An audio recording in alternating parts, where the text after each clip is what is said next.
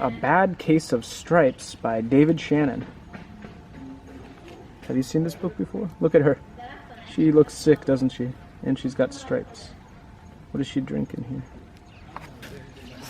A Bad Case of Stripes. Camilla Cream loved lima beans, but she never ate them. All of her friends hated lima beans, and she wanted to fit in.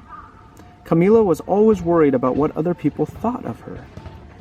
Today she was fretting even more than usual. It was the first day of school, and she couldn't decide what to wear.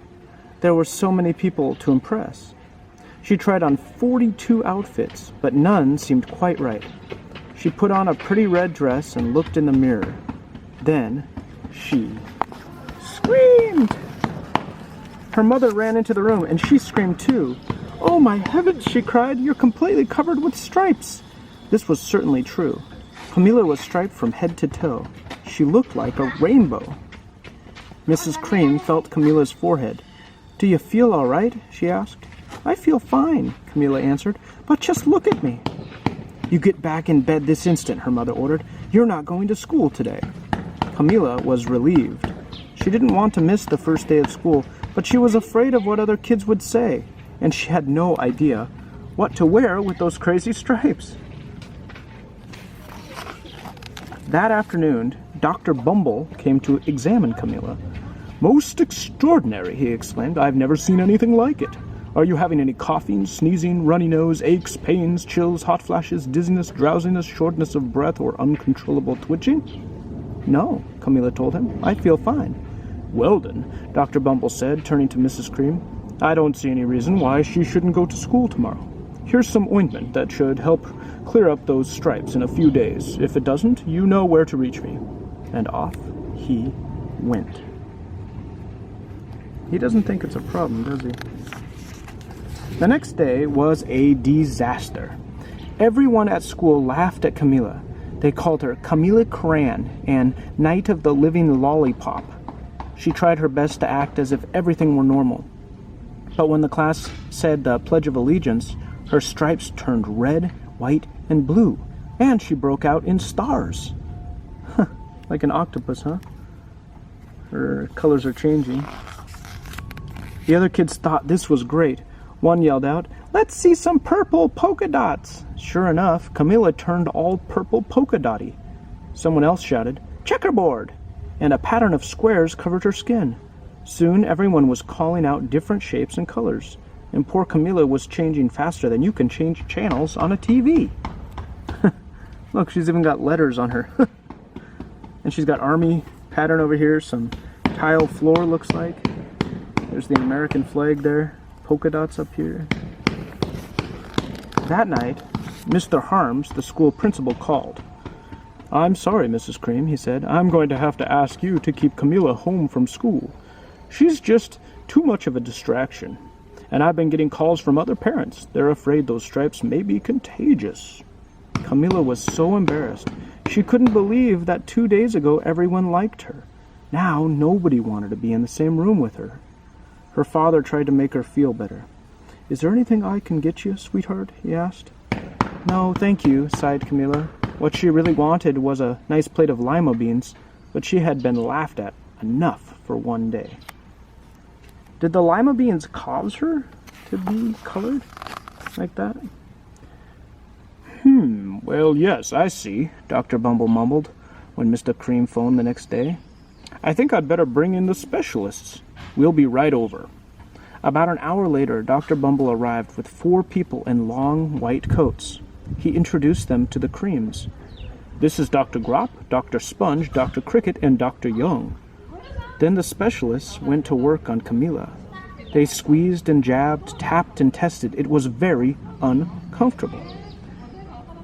"Well, it's not the mumps," concluded Dr. Grop. "Or the measles," said Dr. Sponge. "Definitely not chicken pox," put in Dr. Cricket. "Or sunburn," said Dr. Young.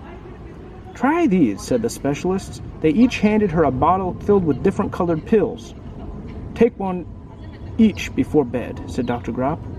Then they filed out the front door, followed by Dr. Bumble.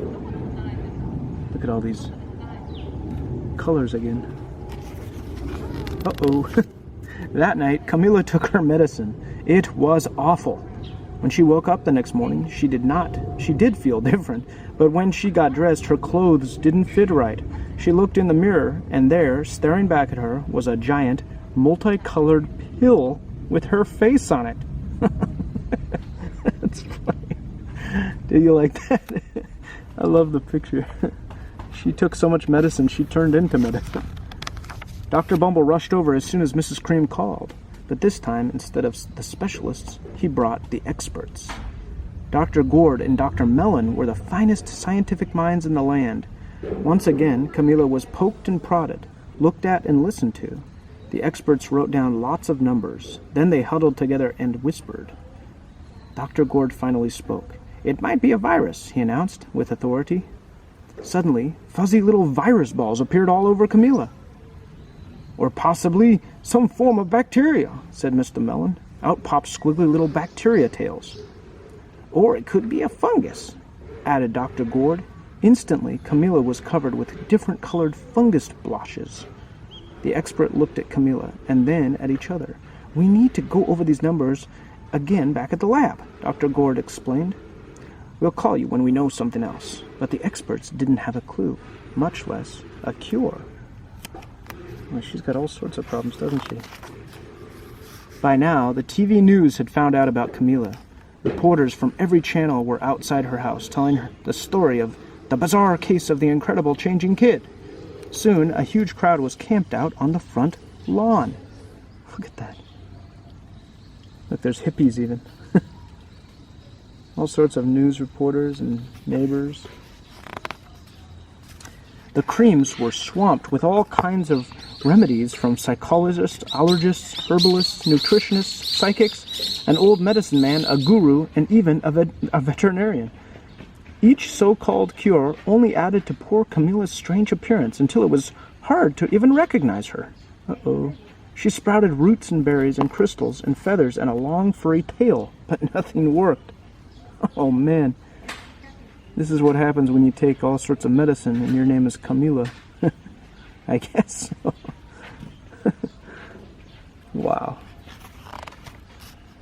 One day, a woman who called herself an environmental therapist claimed she could cure Camilla.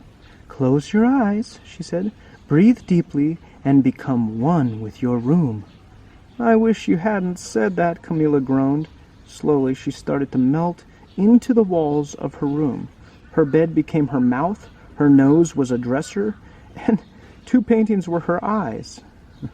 The therapist screamed and ran from the house. "What are we going to do?" cried Mrs. Cream. "It just keeps getting worse and worse." She began to sob.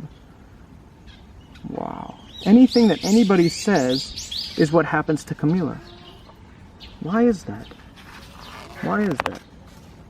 At that moment, Mr. Cream heard a quiet little knock at the front door. He opened it, and there stood an old woman who was just as plump and sweet as a strawberry.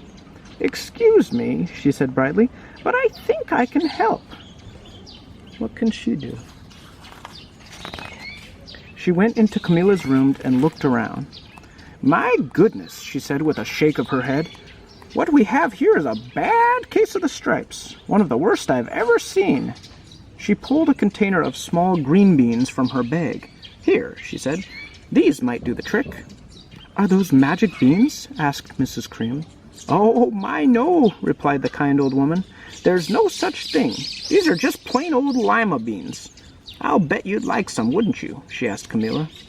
Camilla wanted a big heaping plateful of lima beans, more than just about anything, but she was still afraid to admit it.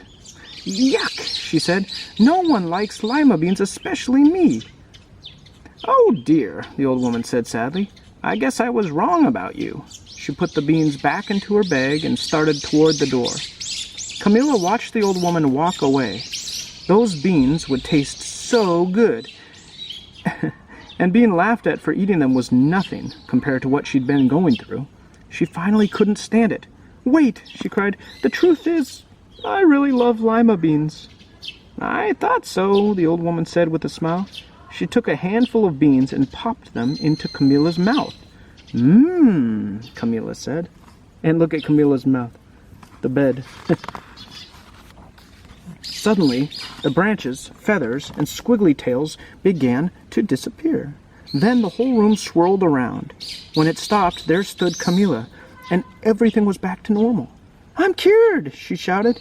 "Yes," said the old woman. "I knew the real you was in there somewhere." She patted Camilla on the head, and she went outside and vanished into the crowd. The real Camilla came out. Afterward, Camilla wasn't quite the same. Some of the kids at school said she was weird, but she didn't care a bit. She ate all the lima beans she wanted, and she never even had a touch of stripes again. The end. What's the moral of this story? What's the message? You have to be yourself. You got to do what's right for you. And if other people don't like it, that's okay. And that's what Camilla learned with her lima beans. That's a good book by David Shannon. Thanks for watching. Bye.